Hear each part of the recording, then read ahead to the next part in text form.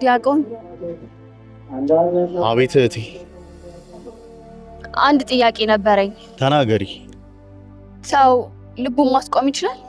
ልብ ማስቆም አይቻልም፣ ግን መምራት ይቻላል። እኔ አልቻልኩም። ምን ማለትሽ ነው? እኔ አንተን እወድሃለሁ። እዚህ እንደዚህ አይነት ነገር አትናገሪ። ለምን? ኃጢአት ነው? ግን ይሄ የሚነገርበት ቦታ መንገዱም ይለያል። ፍቅር እኮ መንገድ አይመርጥም። እኔ እግዚአብሔርን መርጫለሁኝ። እኔስ ማን ነኝ? ከእግዚአብሔር ዘንድ አይደለሁም? አንቺ ፈተናዬ ነሽ። እኔ ፈተና አይደለሁም፣ ሰው ነኝ፣ ልብ አለኝ።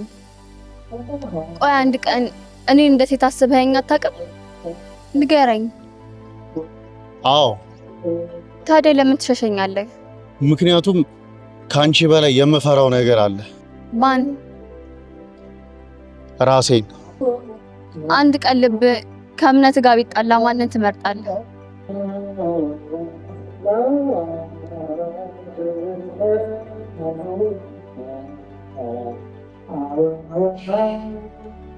አንዳንድ ጦርነቶች ውጫዊ አይደሉም፣ በውስጣችን ናቸው።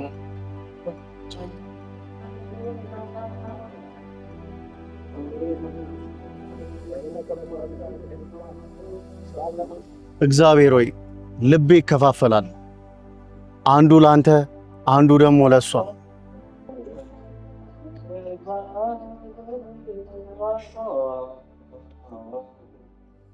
ዲያቆን መሆን ቀላል አይደለም። አንድ ቀን ልብ ከመንገድ ጋር ይጋጭባል። አውቃለሁ፣ አታስብ ወንድሜ።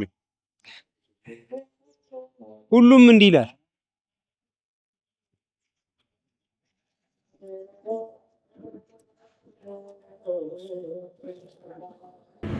ምን ሆንሽ?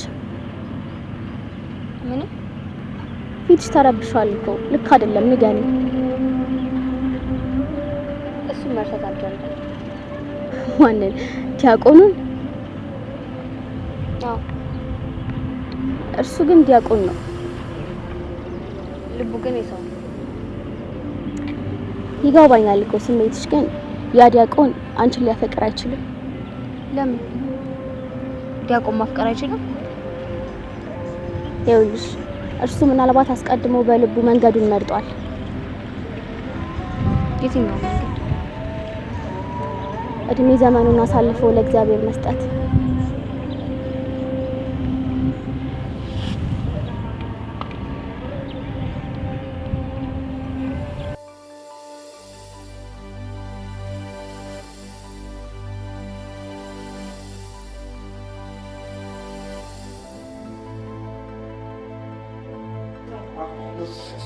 ልብ እየተናገረ ነው። ምን? ያውቀዋለሁ። ምንድን ነው የምታውቀው? እኔም አልፌበታል። ምን ማለት ነው? አንዲት ሴት ወዳት ነበር። እሷን ለመርሳት እግዚአብሔርን መረጥኩ። ነገር ግን ምን? ራሷን አጠፋች። እና አንተ እስከ ዛሬ አረሷት። የመረጥከው ግን ትክክል ነው?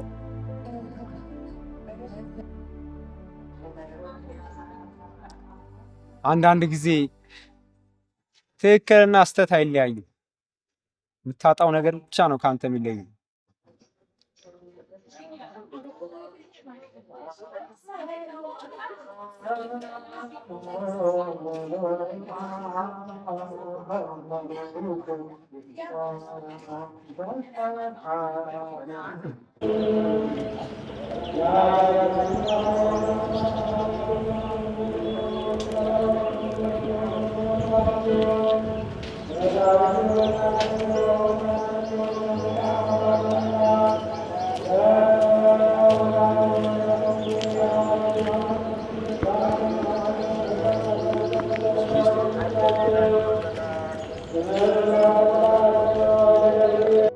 ለምን መጣ? ልቤንና እግሬን ወደ አንቺ ከማምጣት ማስቆም አልቻልኩም። ምን ወስነሃል? አንቺን ማጣት አልችልም። እና እግዚአብሔር ምናልባት ሁለቱንም ማጣት ነው የሚገባኝ። ሁለቱንም ማጣት ነው የሚገባኝ ብለህ ታስባለህ?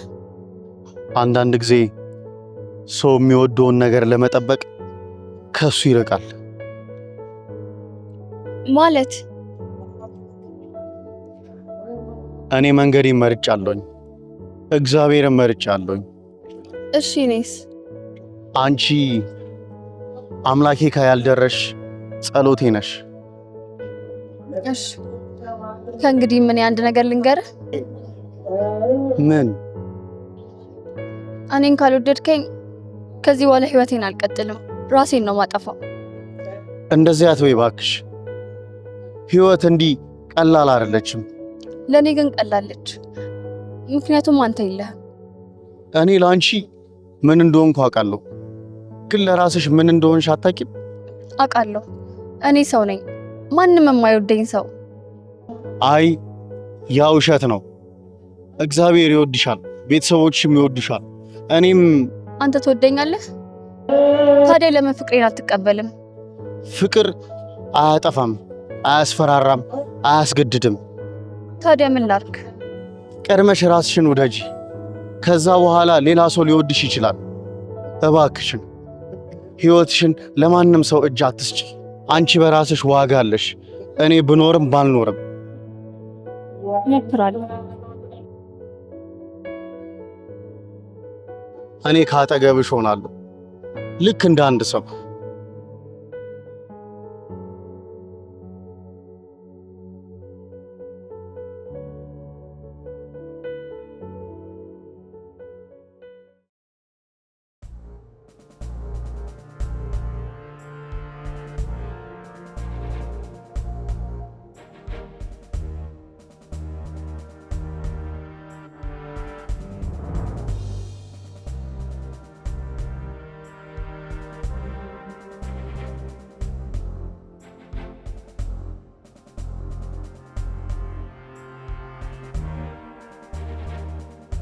ይበቃኛል።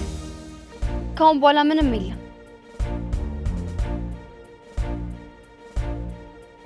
ቆይ እባክሽ አንድ እርምጃ ብቻ ወደ ኋላ ተመለሽ። አትቅረብ። እኔ ወሰንኩትን አደርጋለሁ። እሺ አልቀርብሽም፣ ግን አንድ ደቂቃ ብቻ ብትሰጪኝ ከዛ በኋላ እንደምትፈልጊው ታደርጊያለሽ። እሺ ፈጥነህ ተናገር። እኔ ስሜ ቅዱስ ነው። አንቺስ? ስሜ ምን ይጠቅማል? ያንቺ ግን ለኔ ይጠቅማል። አንድ ሰው ራሱን ሲያጠፋ እንኳን እያየው ስሙን እንኳን ካላወቅ ይከፋል።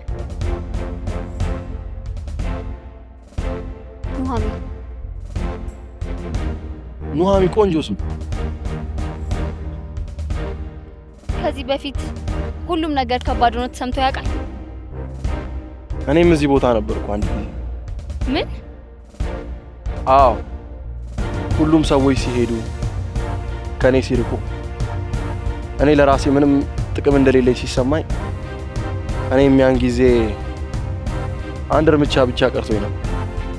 ታዲያ ለምን አልወደድክ? ምክንያቱም አንድ ሰው መጣ። እንዲሁ እንዳንቺ አላስገድደኝ፣ አልጮህብኝም፣ አልተናገረኝም።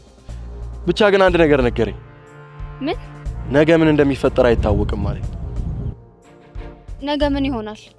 ምናልባት ምንም አይሆንም፣ ግን ደግሞ ምናልባት ሁሉም ነገር ሊቀየር ይችላል። ሰው በምድር ላይ ሲኖር አንድ ቀን ደስተኛ እንደሚሆን ማን ይወስናል? መቼም ደስተኛ ልሆን አልችልም። አትችይም ወይ ደግሞ አትሞክር። ኑሃሚን ይሄ ውሳኔ የመጨረሻ፣ ግን ደግሞ ችግሮችሽ ጊዜያዊ ናቸው። ይኸውልሽ እባክሽ ለራስሽ አንድ ተጨማሪ ቀን ብቻ ስጪ። ይህ ውሳኔ የመጨረሻ። እረፍት እኮ ከሞት አይመጣም፣ ከሰዎች ጋር ከመነጋገር ግን ይመጣል። እኔ ደግሞ እዚህ ነኝ፣ አንቺ ደግሞ ብቻሽን አይደለሽ። እኔ እየፈራሁ። ይኸውልሽ ፍርሃት አንድ ነገር የማቆም ምክንያት አይደለም፣ የመጀመር እንጂ።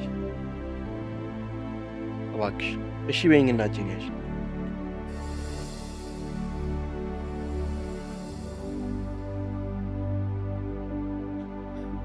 አመሰግናለሁ በጣም። እኔን አታመስግኝ። ነገን ጠብቂ። ምናልባት አዲሱ ታሪክሽ ከዚህ ይጀምር።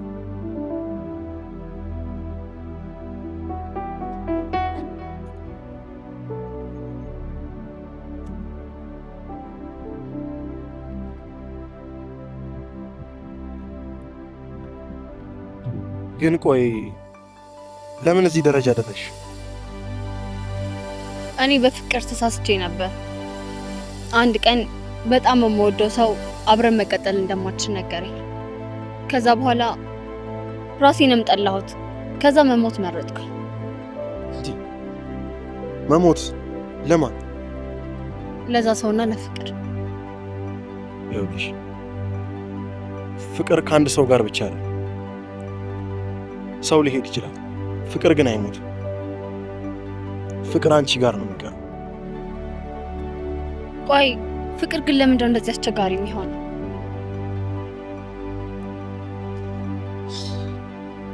ምክንያቱም ልብሽ እውነተኛ ነው። እውነተኛ ልብ ደግሞ መሞትን አይመርጥም፣ መቀጠልን ይመርጣል። አንድ ሰው ሄደ ብሎ ህይወት አያበቃም። ያ አንድ ገጽታሽ ነበር። አንቺ ግን ሙሉ መጽሐፍ ነሽ። እኔ ከዚህ በኋላ ማፍቀር መፍቀር እችላለሁ? አዎ፣ አንድ ቀን ይሄን ጊዜ እንደ ታሪክ ትናገሪዋለሽ። ሁሉም ደግሞ ያልፋል።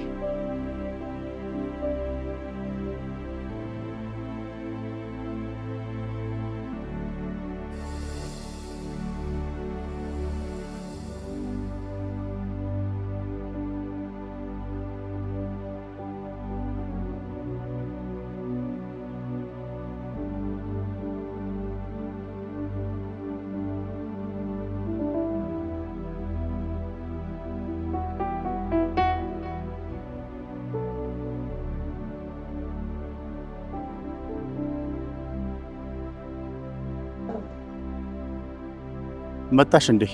እየጠበቅኩሽ ነበር። አንድ ምነግር ነገር አለኝ። ተናገሪሽ፣ የሰማሁሽ። ያን ቀን ከዳር ቆሜ ነበር ራሴን ላጠፋ፣ ግን አንድ ሰው መጥቶ አዳነኝ። እግዚአብሔር ነው የላከው። እሱን አፍቅሬዋለሁ። በጣም ፈጠንሽ። ይሄ ለእኔ እውነት ነው። ህይወቴን አዳነ፣ ከዛ ልቤን ወሰደ።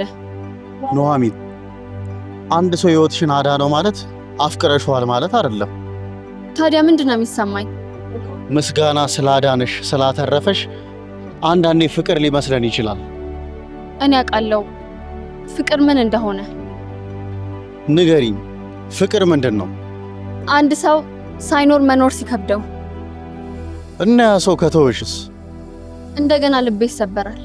ያ ፍቅር ነው? እኔ ግን ፈልገዋለሁ።